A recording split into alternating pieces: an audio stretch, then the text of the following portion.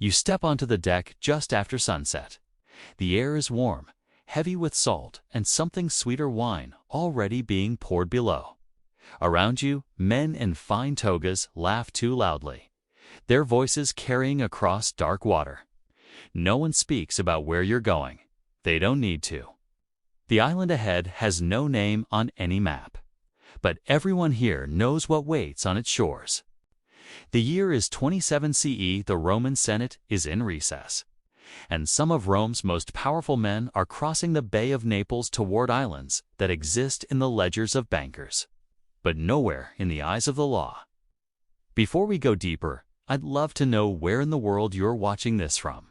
It amazes me every time that a story buried under ash and silence for 2,000 years can reach someone halfway across the globe today. What happened on these islands wasn't hidden. It was funded. It was organized.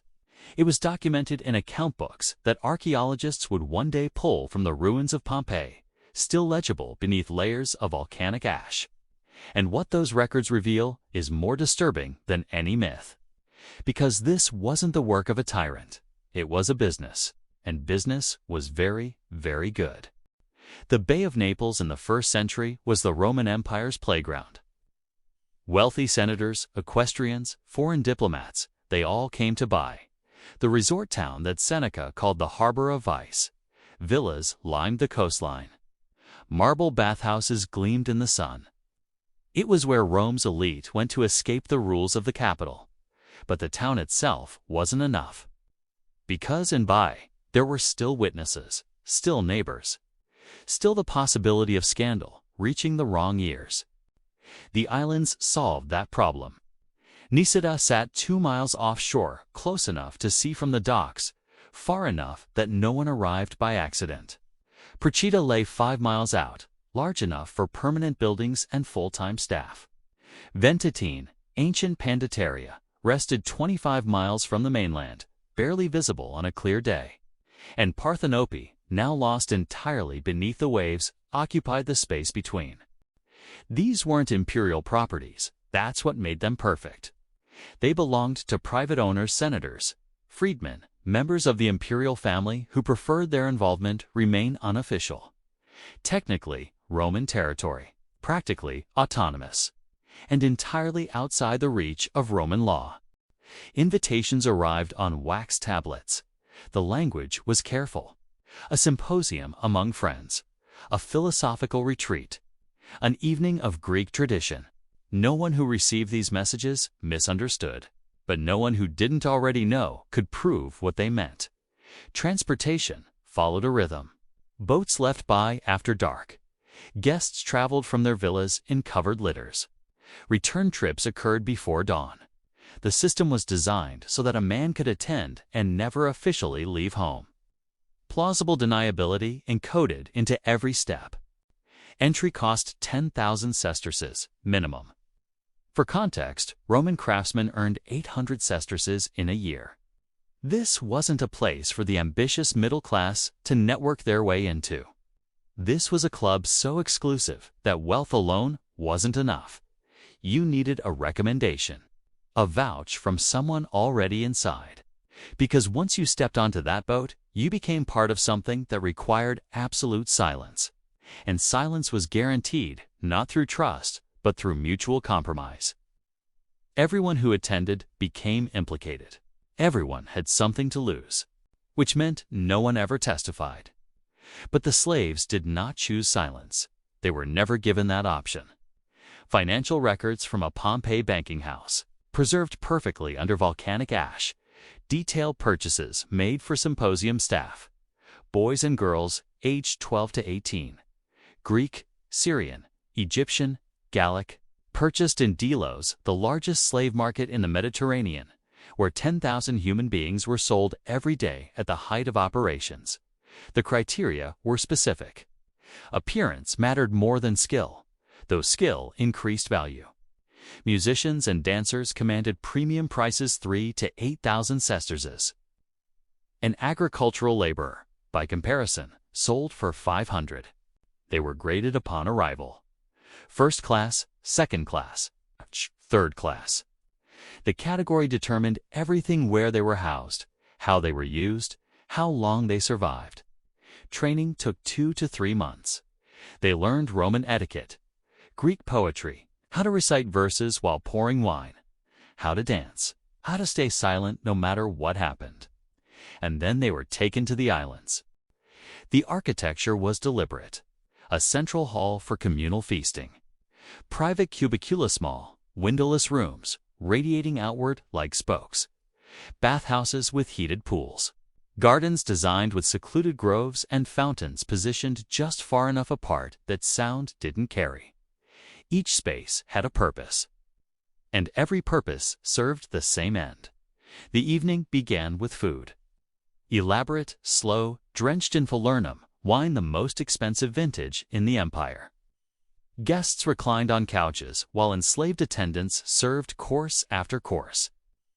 As the night progressed, the servers wore less. The performances became more explicit. Entertainment was categorized. Early in the evening, theatrical, dancers portraying myths, Leda and the Swan, Ganymede and Zeus. Stories in which gods took mortal lovers by force, reframed as romance. The symbolism wasn't subtle, it was permission. Later, interactive. Bathing assistants. Drinking games where slaves were offered as prizes. Something the sources call symposium games. Described by the poet Martial in language just vague enough to survive Roman censors, but clear enough that anyone reading knew exactly what he meant. And then the private rooms. Guests paid the entry fee to access the island, but time with individual slaves cost extra. 50 to 200 sesterces per hour, depending on the slave's ranking. Overnight, 500 to 1,000. The records treat it like renting furniture. The slaves had no say. Roman law was explicit on this point.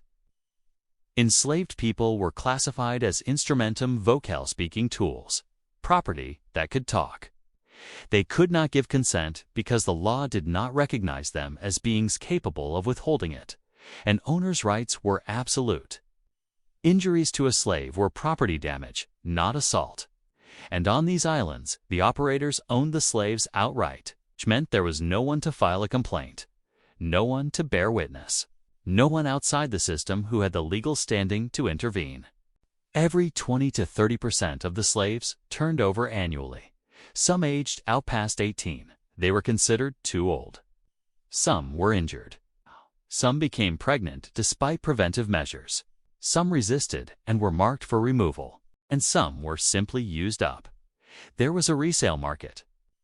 Brothels in Pompeii and Puteoli bought those still able to work. A slave worth 5,000 sesterces on the island sold for 800 on the mainland. Musicians went to taverns.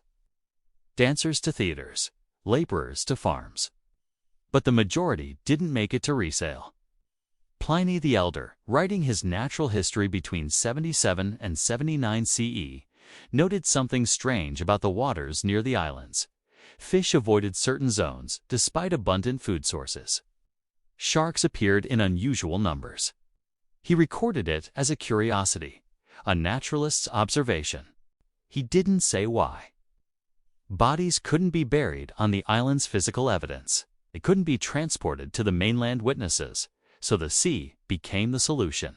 Deep water between the islands 400 feet down, where currents carried things away and no diver of the age could follow. Conservative estimates, based on turnover rates in the financial records, suggest 20 to 40 slaves disappeared this way every year. Over 50 years of documented operation, that's 1 to 2,000 people. Weighted with stones, dropped after midnight. Gone. Not one of their names survives. The emperors knew. Augustus exiled his own daughter, Julia, to Panditaria in 02 BCE for sexual scandaland. The same island later hosted pleasure operations. Tiberius inherited control of the Bay Islands when he became emperor. Nero owned property on Nisida directly. Imperial tax revenue flowed from these places. Customs duties on imported slaves. Luxury taxes on wine and goods. The treasury collected every sesterce. The islands also served political functions. Foreign ambassadors were brought there as diplomatic entertainment. Drunk senators talked freely. And enslaved attendants reported conversations back to operators and, sometimes, to the Praetorian Guard. Sejanus, Tiberius's ruthless prefect, used information gathered on the islands to destroy rivals. Participation became vulnerability.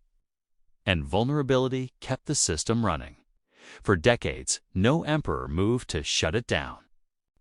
Then, on August 24, 79 CE, Vesuvius erupted. Pompeii vanished in hours. Herculaneum was buried under superheated mud. Ash fell across the Bay of Naples. Tsunamis slammed the coastline. The wealthy villa owners who funded the island operations either died or fled. Supply chains collapsed. No more slave shipments. No more clients. Within months, the islands went silent. What happened to the slaves still there is unrecorded. Some likely starved, may have escaped in the chaos, though they had no legal status, no freedom even in abandonment. No records suggest anyone organized their evacuation. They just disappeared. Again, the Roman government eventually seized the abandoned properties. Subsequent emperors showed no interest in reviving operations. By 100 CE, the buildings were ruins. Christianity's rise transformed the memory. What had once been participation became condemnation. Convenient distance, generational amnesia. And then geology finished the work. Parthenope sank completely beneath the waves due to bradyseismic activity. Nisida and Procida were depopulated for centuries.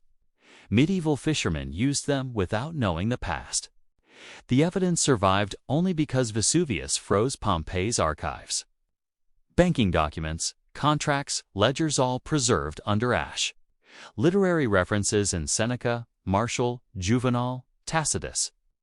Christian polemics that described what they condemned in enough detail to document what happened. Graffiti and by that mentioned the islands by name. The pieces converged. Different sources, different perspectives, same core story. Islands operated for profit. Enslaved children provided the labor. Wealthy Romans provided the demand. The state provided the protection. Not one person was ever prosecuted. Today, the Bay of Naples is a tourist destination. The water is still crystal blue. The islands are inhabited again. Procida has a permanent population. Nisida hosts a juvenile detention center. Plaques mark what happened. No memorials exist because official history barely acknowledges it. But the bay floor remembers. 400 feet down, in the cold and current, there are stones that don't belong. Scattered by centuries of water, resting where they were dropped by men who wanted to erase what they had done. The sea keeps no records, but it keeps everything else. And the islands, beautiful in the afternoon sun, still have no names for what they were.